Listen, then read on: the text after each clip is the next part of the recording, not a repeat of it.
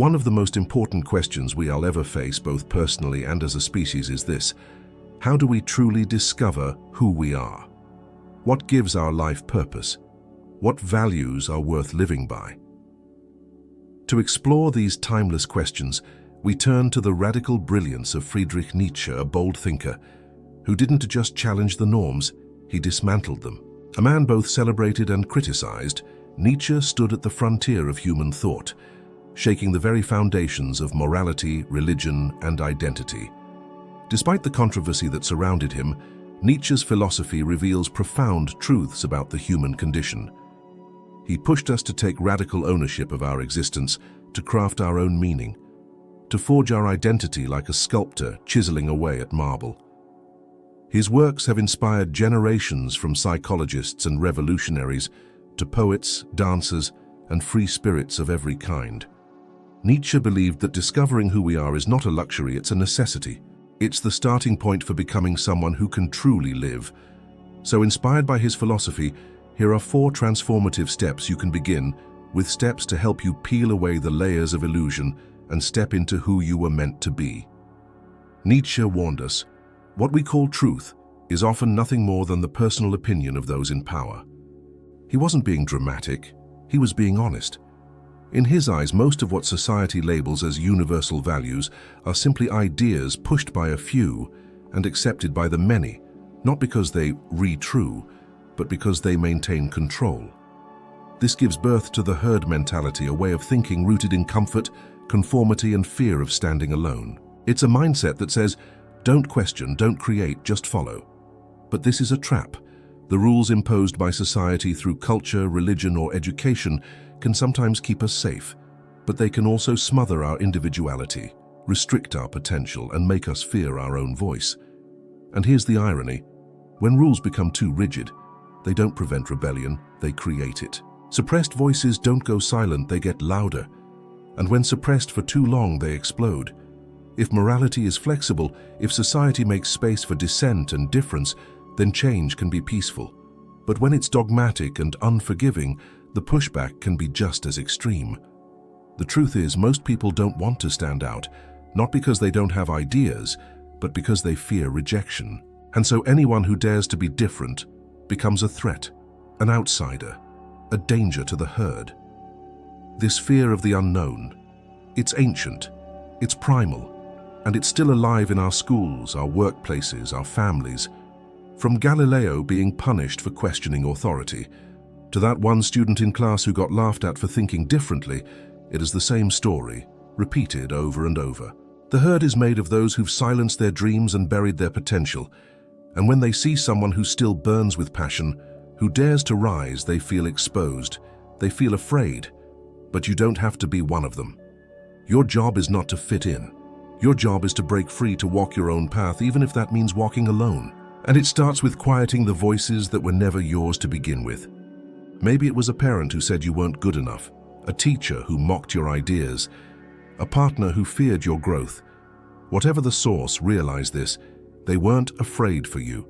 They were afraid of you, of your light, your potential, your ability to surpass them. So don't let them win. Don't let their fear cage your future. Leave the herd behind. And when you do, don't just walk, blaze a trail so bright the world can't help but notice. The second step: you need to be bold. You need to be resilient, because stepping outside your comfort zone, out of the safe little world built by others, can feel like stepping off a cliff. But this fear is part of the process. Nietzsche once wrote, "No price is too high to pay for the privilege of owning yourself." Let that sink in.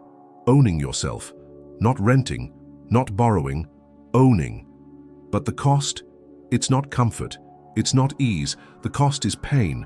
The cost is effort. The cost is you.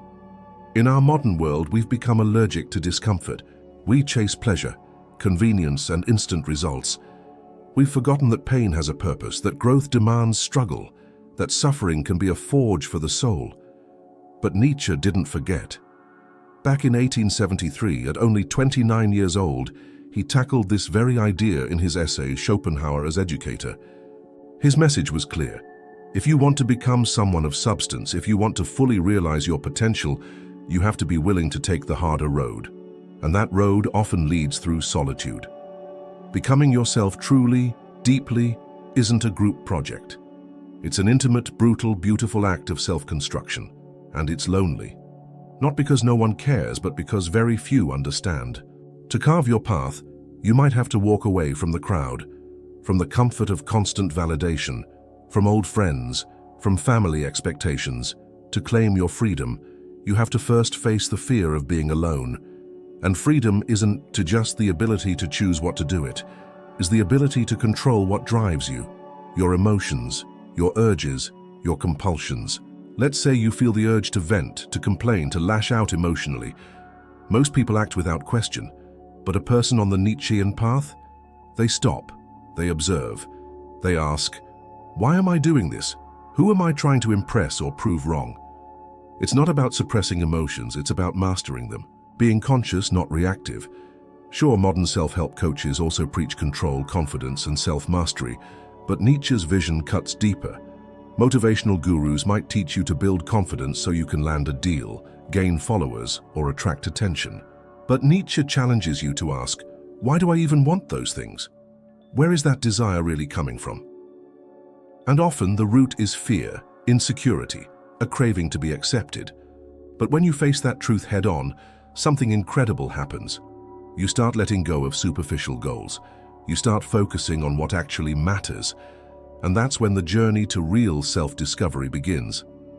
But here's the warning Nietzsche gives us: it won't make life easier.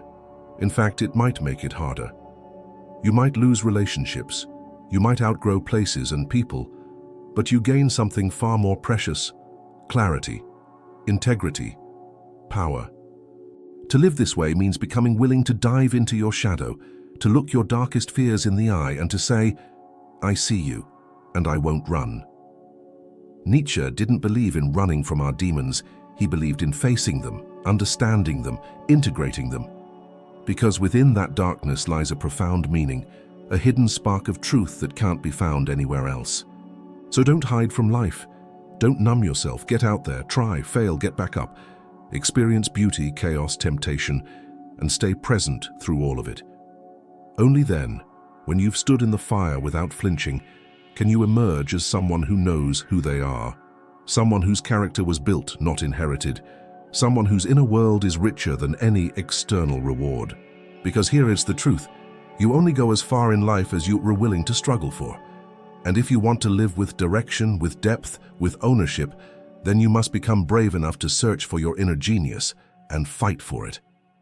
If you want to get in touch with your inner genius, you must walk a path that no one has walked before, because you are unique.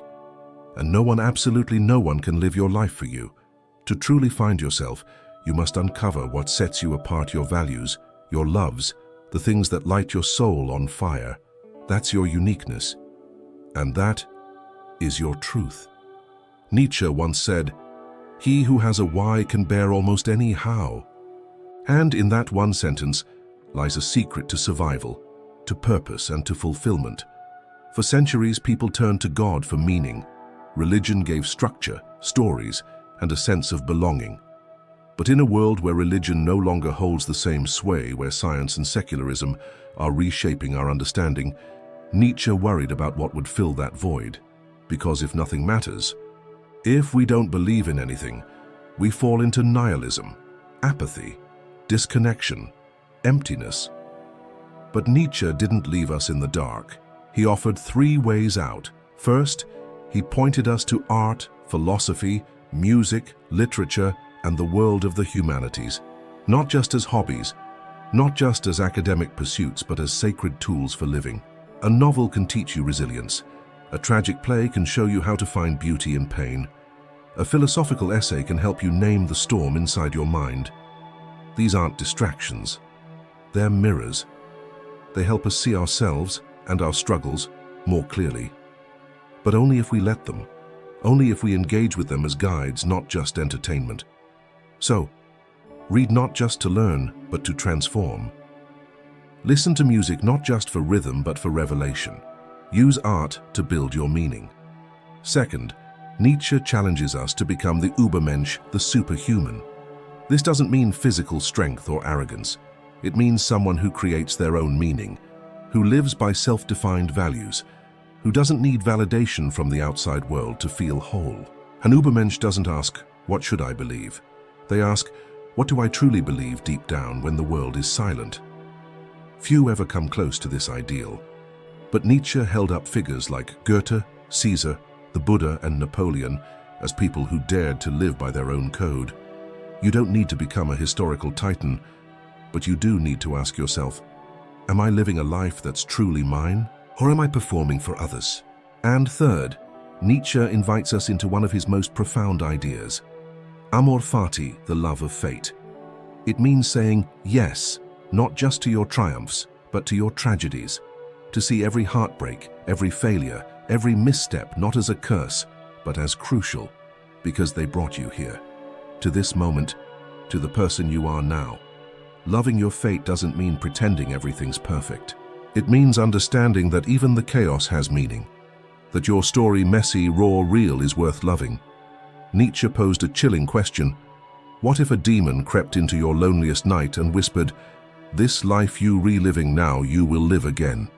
And again forever, nothing will change, no detail will be different." Would you scream in horror? Would you curse the demon? That's the test. That is the greatest weight, the unbearable heaviness of living a life you wouldn't want to repeat. So how do you lift it? You examine your values. You ask, are these truly mine, or were they handed to me by the herd? Most people never stop to question what they believe.